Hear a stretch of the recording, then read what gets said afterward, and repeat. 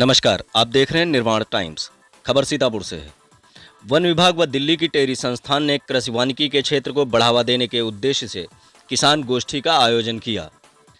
उत्तर प्रदेश की भाजपा सरकार द्वारा कृषि वानिकी के क्षेत्र को बढ़ावा देने व किसानों की आय में वृद्धि करने के उद्देश्य से सीतापुर वन विभाग व टेरी संस्थान के माध्यम से किसानों को लाभ पहुंचाने हेतु एक किसान गोष्ठी का आयोजन विकासखंड खैराबाद के सभागार में किया गया, जिसमें क्षेत्रीय किसानों ने पहुंचकर किसान गोष्ठी को सफल बनाया। वहीं टेरी संस्थान के आए इंजीनियर व अधिकारियों के विचारों को सुनकर अपनी भी बातें रखी। गौरतलब हो कि दिल्ली से आए टेरी संस्थान के इंजीनियर सैयद आरिफ ने बताया, उत्तर प्रदेश कृषि प्रधान राज्य है। प्रदेश के 30 से अधिक जिलों में किसान अपनी निजी भूमि में कृषि वानिकी के अंतर्गत बृहद स्तर पर वृक्षारोपण कर रहे हैं। राज्य ने बड़े पैमाने पर वृक्षारोपण अभियान चलाया है और पिछले कुछ वर्षों में किसानों और अन्य सरकारी विभागों के सहयोग से 75 करोड़ से अधिक पौध भी रोपित किए गए हैं। आइए सुनवाते हैं क्या कहते हैं टेरी संस्थान के इंजीनियर व अधिकारी।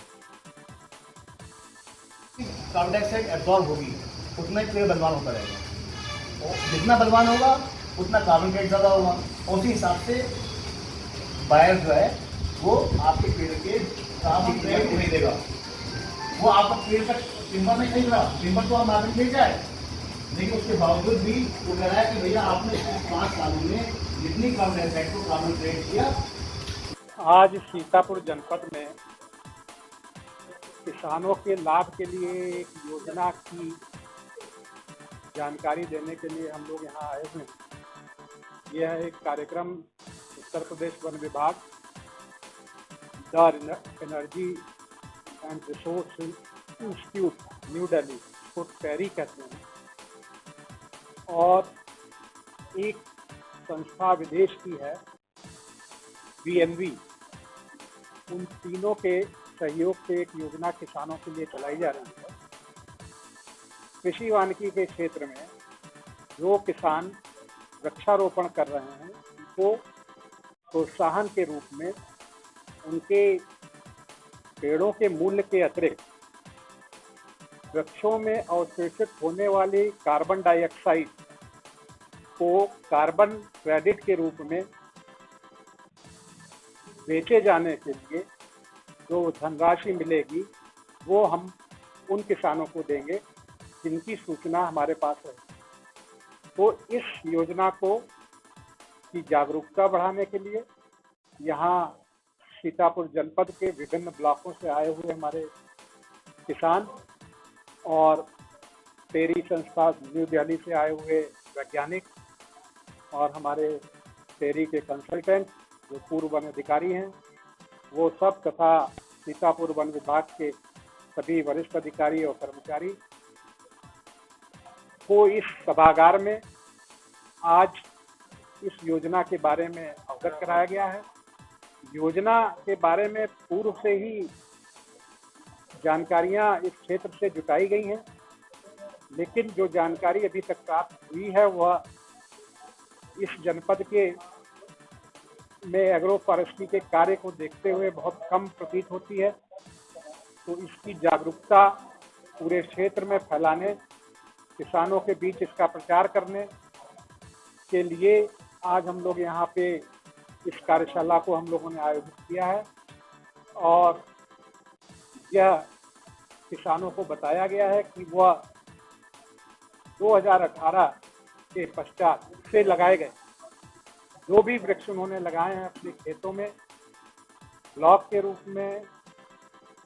मेड़ों के किनारे या अन्य किसी प्रकार से, उन वृक्षों को